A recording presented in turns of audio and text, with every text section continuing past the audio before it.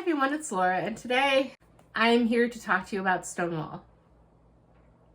So really, this book is called Stonewall, a definitive story of the LGBTQ Rights Uprising that changed America. But that's too long a title for me to remember without reading it. So I saw this in the bookstore in May, and knowing that Pride Month was coming up, I was very eager to pick it up because I will be honest, I know Stonewall was a riot at a bar. And I think over the years I had heard a little bit about it and that it was just a big deal for the queer community, but I didn't know a lot of the details, and so I was hoping that this would be more informative than if I were just read a basic Wikipedia article about it. And it was, but in different ways than I expected, because while it says it's the definitive story, the way that they chose to tell the story was a little odd because it was told basically from the viewpoint of 6 different people surrounding the whole LGBTQ rights as they gained traction in the US. And then the Stonewall riots were just kind of a part of the story. And of the 6 people we follow, not all of them were even directly at the riots. Some of them were, and a lot of them were involved in the marches and demonstrations and events afterwards. But it was just interesting. So the book starts with a page that kind of gives the summary of the 6 people we follow. So Craig Rodwell, raised in Chicago School for Troubled Boys, he arrived in New York as a teenager, emerged as a radical figure in the Mattachine Society, opened the Oscar Wilde Memorial Bookstore, and spearheaded the first Christopher Street Liberation Day March. Then there's Yvonne Flowers, the only African-American child attending an all-white grade school in New Rochelle in 1942. She grew up to become a jazz fanatic, a devotee of nightlife, an occupational therapist and teacher, and one of the founders of the Salsa Soul Sisters. Carla J., born in Flatbush and a graduate of Barnard, she joined the feminist collective, the Red Stockings, as well as the Gay Liberation Front, subsequently completed a doctorate in comparative literature, authored a number of books, and earned a full professorship. Sylvia Ray Rivera, hustling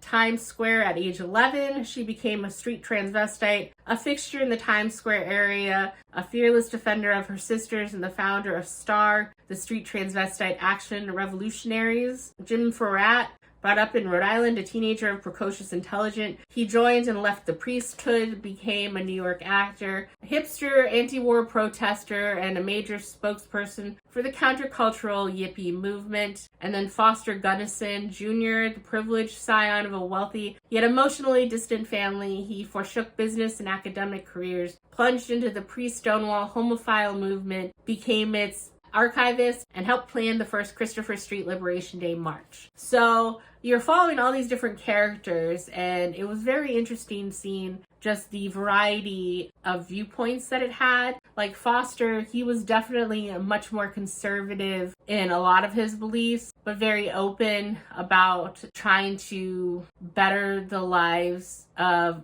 other homosexual people. So he was very different and oftentimes at odds with Jim, who was more of a very hippie person who wants to make things better for everyone. And it was interesting, a lot of the discussions that people brought up in here, because Yvonne, for example, she was Black and she was lesbian, and then she was a woman. So she found it harder to find her niche and people like her everywhere they went. And the other women also mentioned in this book, it was the same thing when they were trying to gain supporters for the movement. Oftentimes they were surrounded by men, gay men, that thought they were being welcoming, but they still had some misogynistic behaviors of talking over them or interrupting them or assuming that they would be in charge of refreshments or organizing parties or gatherings and stuff. And it was very interesting how they didn't realize everything, and how some of the people in their different movements, they wanted to just focus on this one thing, where others, like I said, they wanted to help out the Black Panthers. They wanted to protest the Vietnam War and everything. And the book, the way it's laid out is it shows kind of the backstory of them growing up, Then it has their young adulthood, the early 60s, the mid 60s, the late 60s.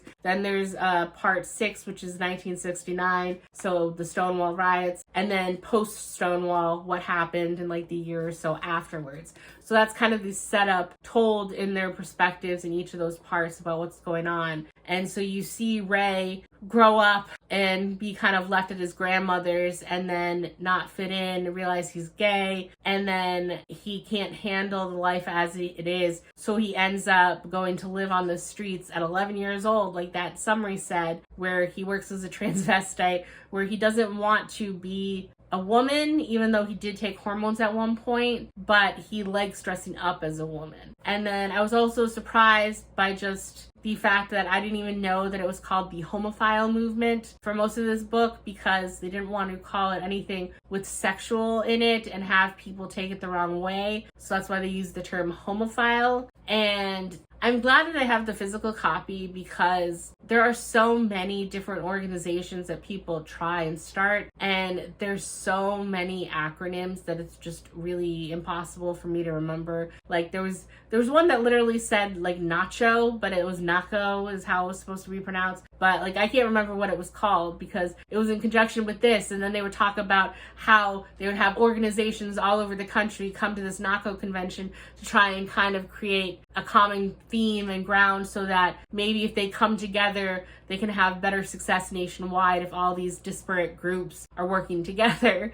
But then they mentioned, the 20-something organizations, and a bunch of them have different acronyms, and it was just kind of overwhelming. But it was interesting because while some people felt that these conferences were helpful, there was no real clear unified vision, because like I said, everyone had different ideas what to do. Some wanted just to kind of be accepted by society, and others wanted to be more out loud and proud and in your face about things. And then with the women, when we follow here, apparently in the lesbian culture of the time, you either had to be butch or femme. That one of the characters, she was outspoken and straightforward like a lot more of the butch lesbians were, but she liked wearing her hair long and she had earrings and stuff, and so she got discriminated against sometimes in lesbian spaces because she was not specifically one category or the other. And then they also, during this time frame when other women were just trying to help rally together in women efforts, there was such a thing as called political lesbians, where people were very performative in becoming a lesbian, but then as soon as it didn't benefit them anymore, they would return back to their hetero ways. That's just so weird. I just don't understand. Just be an ally. And then it also talks in here a lot about, because obviously the Stonewall bar was in New York, and so a lot of this is centered around New York, but just a lot of these places, how corrupt law enforcement was, how discriminatory. And Sylvia, or Ray, but his street name was Sylvia, the transvestites, they would be warned sometimes, she would be warned, don't go down to that street tonight because the cops are coming. And it was almost routine. Every once in a while, they would just come through, round up all of the transvestites, bring them to jail overnight, and then like bond them out. And there's just like mobs running. You have to pay off the mobs for a lot of these gay establishments, these bars, because they technically weren't legal. And you had to pay off law enforcement. And in the Stonewall riots, for example, I think they said it was a 6th precinct. It was a mob run place, and they had to normally pay off the 6th precinct, but they didn't get any tip off that they were going to do a raid. And it's because they were under scrutiny from somewhere else, and so they didn't let that precinct know about the raid, and that's what kind of caused all of the hullabaloo in the first place. And it just, how even when the riots happened, but many other times, how anyone not meeting their idea of what's right at the time, or quote unquote normal, would be arrested and often brutalized, and how they would have to pay unfair compensation in court because of judges. And just the rampant discrimination was just crazy. I mean, even the riots, when you hear the accounts of it and how something would happen and the police were frustrated that they weren't getting the results that they expected, because for so long with their their actions. They had just beaten all these poor people into docile submission. So when they saw all these people, these others as they're concerned, standing up for themselves, they just felt rage. So the police didn't understand why their usual tactics weren't subduing all these people, and something would happen, you know, someone from outside the crowd would throw a bottle at them or something, and they would just randomly grab whoever was closest to them, not the person who like threw the bottle at them, and then beat them up and handcuff them and like drag them off. And it didn't matter that that person hadn't done any wrong. They just had to, I guess, feel some sort of power over the situation. It was crazy, and it was disgusting to hear about the firsthand accounts about what happened. And like I said, with the bars, going back to that, with the law enforcement, in other bars too, it was almost like they had speakeasies where there'd be a normal bar and then there'd be a gay bar hidden behind some sort of secret partition. But in normal bars, it was actually against the law to serve alcohol to homosexuals, which at one point is kind of a counter-protest movement. They had some people with reporters going to a bar and saying, "I'm homosexual, serve me." And they were expecting it to kind of be like some of the civil rights sit-ins or whatever. But a few of the bars would serve them alcohol anyway, saying, "Well, how do I know you're homosexual?" And not play into their hand. Then they did find a bar that was very blatant about not serving them. But it is just very weird that there was such a law. And then, as with a lot of other things, even nowadays, the homophile movement, it was also very interesting. In the movement, there are differing opinions on there, because there's people who had the studies of it's a disease, you can get therapy and you can overcome this illness, or there are religious leaders if you pray hard enough. And there are people who wanted to somewhat toe the line of like, it's okay if you think this way. And then there are other people in the movement that just want to say like, no, they don't know what they're talking about, and denounce all of these doctors and professionals and religious leaders coming out with this kind of message and propaganda. And so it was interesting seeing how these different leaders in these movements, like the Mattachine movement that I mentioned that Craig was involved in, he kind of got frustrated, and that's why he started the bookstore, because he left the Mattachine because he didn't like where they were heading and how they were ready to just kind of keep their heads down and just toe the line and play along in hopes of someday maybe being accepted and have some more rights. But even the Mattachine societies, they had leaders in different cities with very different views on things. This one mostly covered New York, but there was one, I don't know if he was actually from Washington, D.C.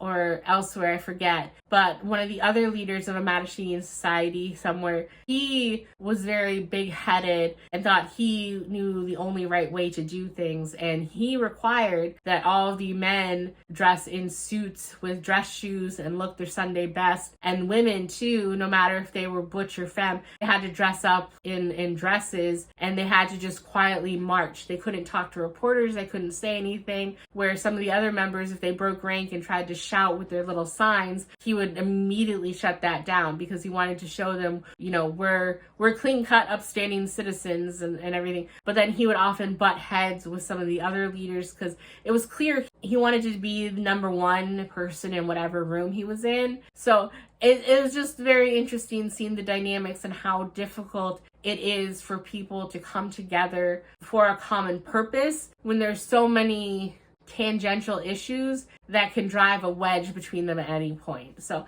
I found this very interesting, and I'm very thankful to have the personal stories of these 6 different individuals and seeing it through their eyes. But at the same time, this book wasn't quite what I thought it would be, but I wasn't disappointed. It just, I don't know. It's just odd when you go in expecting one sort of book and then it's a different sort of book. But overall, I did really like it. I am glad that I did pick it up, and I gave this book a 4.5. So very happy that I managed to read this in Pride Month and in time for the anniversary of Stonewall. I think that's all I have to say. So that's it for this video, and I will see you in the next one. Bye!